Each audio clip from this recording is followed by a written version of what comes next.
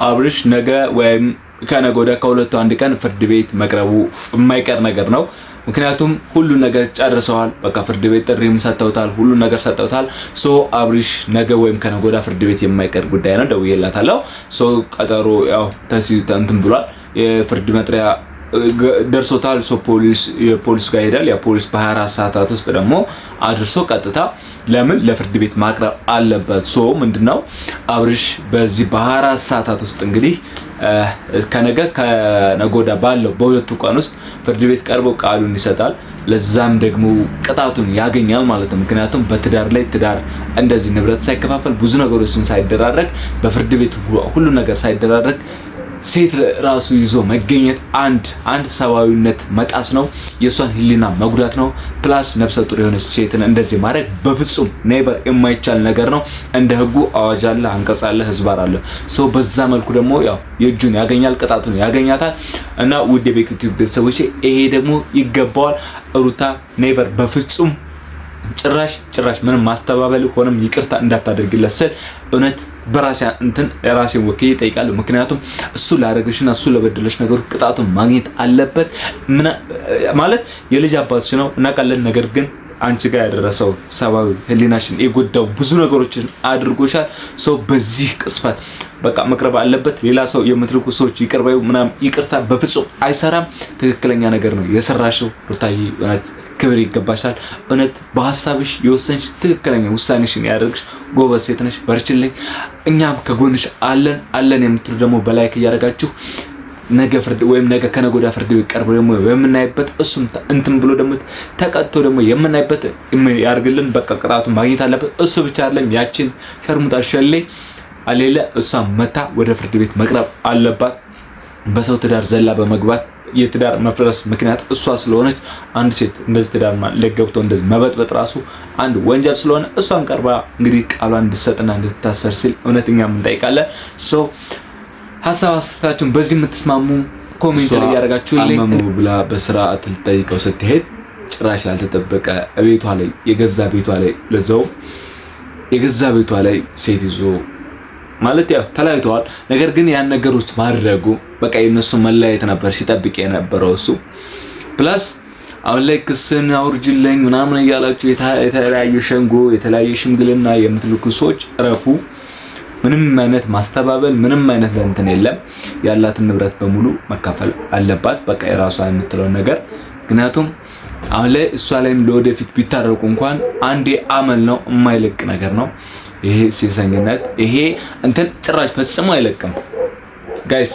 እሷ አሁን እስቲ ሩታ የምትለውን ነገር እስኪ ተመልከቱ፣ እስቲ ስሟት እስኪ የምትለውን ነገር ማለት ነው። ማለት እስኪ ልክ ነው አይደለም የምትለውን ነገር እናንተ ደግሞ ትፈረቃላችሁ። ሩታ የራሷን ውሳኔና የራሷን ነገሮች አድርጋለች፣ ክስ መስርታለች። እንግዲህ ፍርድ ቤት በመሃላቸው የሆነውን ነገር አጣርቶና በተለያዩ ነገሮች የራሷን አቃቢ ጋላት የራሷም የሆነ ነገር አላት። ያን ነገር እስከሚወስን ድረስ አብርሽና ሩታ እኔ በኔ እይታ ላይክ እኔ መለያየት አለባቸው የማስበው። ምክንያቱም አብርሽ እያደረገው ያለው ነገር በጣም አሁንም ላይክ ሂደዋል ያሉት እንግዲህ ለሁለታቸው ፈታ ለማለት ብለው ቦታና ያዝ ብለው ምናምን እንግዲህ ራሳቸው እንትን ብለው ሂደዋል። ማን ሄርሚላና አብርሽ። ይሄ ደግሞ ጭራሽ ለሩታ ክብር እንደሌላት ነው የሚያሳየው ማለት ነው። ሶ እኔ ምንድነው ልላችሁ የምፈልገው ትናንትና ልጅቷን አውርቻት እንዳወራሁት ከሆነ ልጅቷ ጭራሽ ከነ ኔቨር ማለት በጭራሽ እንዲታረቁም አትፈልግም። አብርሽም ፈጽሞ እንዲመለስ አይፈልግም። ለምን አረጀችበት? እንደዛ ይመስላል። እንደዛ ነው እሱ እያሰበ ያለው። በቃ እሷ አረጀችበት። በቃ የልጅነቱን ያድህነቱን ያባረረችለትን ረሳ። ሶ ያ ነው እየተደረገ ያለው። ውድ የቤኬቲቭ ቤተሰቦች ሀሳብ አስተያየታችሁን ኮሜንት ላይ ፍቅራችሁንም እንግዲህ በአንዳንድ እያሳያችሁ ነው። አመሰግናለሁ። ሶ እኔ ሩታ የወሰነችው ውሳኔ ልክ ነው ብዬ ነው ማምነው። ምክንያቱም ከአንዳንድ ከዚህ ጋር ጠወጥ ላይ ትዳርን መምራት አትችልም። ነገ ላይ ደግሞ አሁንም ይቅር ለእግዚአብሔር ተብሎ ትዳር ሲመሰረት በጣም ብዙ ችግሮች ይመጣሉ። ያ ችግር ደግሞ እንግዲህ አስቡት ወዴት ደረጃ እንደሚከድ አሮን ነው ማርያም ለማሰብ እንኳን ይከብዳል። ልጅ ወለደች ከዛ ሳረጀችብኝ ብሎ እሱ ጋር አሁንም ሴት እንደዛ ነው እንደዛ ነው እሱ ሴሰኝነት የተጠናወተው ስለሆነ በእርግጠኝነት ያቺ ቆሻሻ ውሻ ደግሞ ለዚህ ትዳር ሁሉ መፍረስ ምክንያት ያቺ ውሻ ቆሻሻ ሄርሜላ ናት።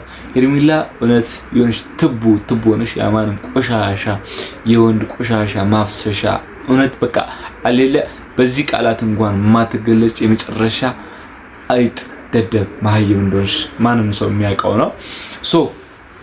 እና አንቺም እንግዲህ ተነግረሽ አልሰማም ብለሻል። በቃ ከነሱ ህይወትም አልወጣም የራሴ ላይፍ አብርሽን እወደዋለሁ አፈቅራለሁ ብላለች። እንግዲህ ራሷ እንደተናገረችው ከሆነ ሄርሜላ በቃ አብርሽን እወደዋለሁ አፈቅራለሁ ያለሱ መኖር አልችልም ብላለች። እነሱም ደግሞ እንትናም ሩታም ክስ መስርታበታለች። በቃ ካም በኋላ ከሱ ጋር መኖር አልፈልግም ንብረቴን አካፍሉኝ የራሴ የምለው ነገር ስጡኝ ብላ እንግዲህ ዛሬ መታለች ተናግራለች። ይሄ ደግሞ እኔ እውነት በጣም ነው ደስ ያለኝ። ማለት የነሱ መለያየት እኔ ያስደስቶኝ አይደለም፣ ግን ከአብርሽ ከሰራው አንፃር በጣም የሚያስጠላና ቆሻሻ የሚባል ሰው ስለሆነ ለዛ ነው። ውድ የቤኪቱ ቤተሰቦች ይሄ ነው ሀሳብ አስተያየታችሁን እናንተም ኮሜንት ላይ ያደርጋችሁን እስኪ ስለ አብርሽና ስለ ሩታ አንዳንድ ነገሮችን ማለት መወያየት አለለ እንዴት ልክ ነው ወይ የምትሉ አሉ። አንዳንድ ሰዎች ዝም ብላችሁ የምትለፈልፉ ሰዎች አረፉ። የሱ አለቅላቂዎች አጨብጫቢዎች እኔን ለማስፈራራት የምትሞክሩ ሰዎች ቴክ ኬር ረፉ። ምንም ነገር በተአምር እኔ አልፈራም። ምክንያቱም እኔ ለእውነት ባለችበት የምቆም በ5 እና በ10 ሳንቲም የማልደለል በዛች ላይ የቆምኩ ነኝ።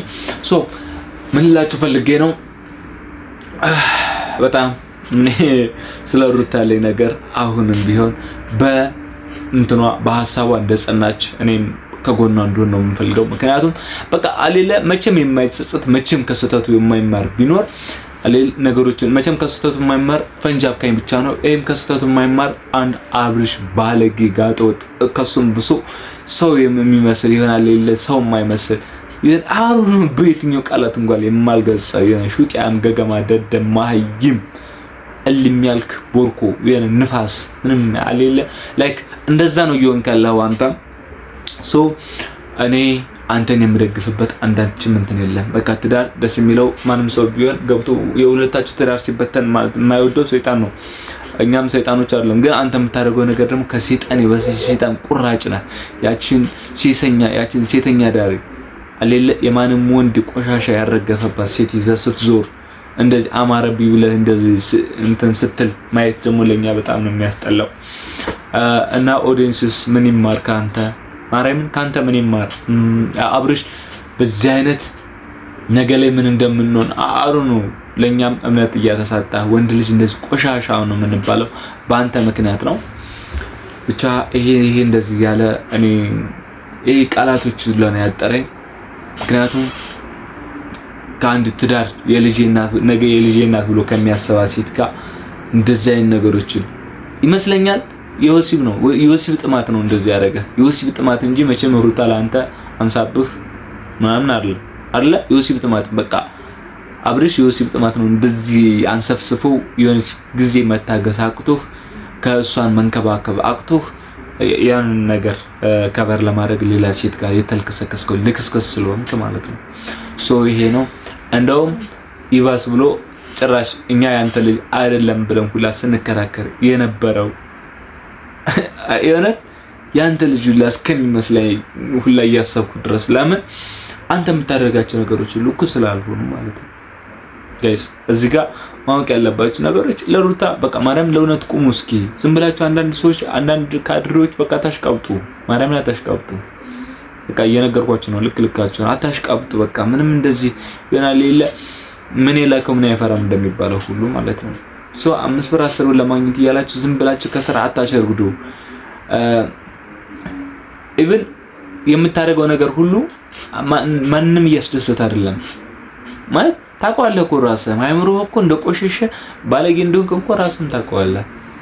እና ምንድነው ይሄን ነገር ለማስተባበል እየሞከርክ ራስህን እንደ ጥሩ ሰው እያደረክ ምናምን የምትሞክረው ነገር ረፍ በቃ ረፍ። ማንም ያውቃል አንተ በቃ ማንም ቆሻሻ እንደሆንክ ያውቃል። ያዛች ጋር አንቺ የወንድ ጥማት ያለብሽ ልጅ እዛው አለባበስ ሳያምር ቁመናሽ ሳያምር ሁሉ ነገርሽ ቦርኩ ልፍስፍስ ይሆንሽ ወይ እነት ሪሊ ቢታያት ማለት ነው ትስቃላችሁ።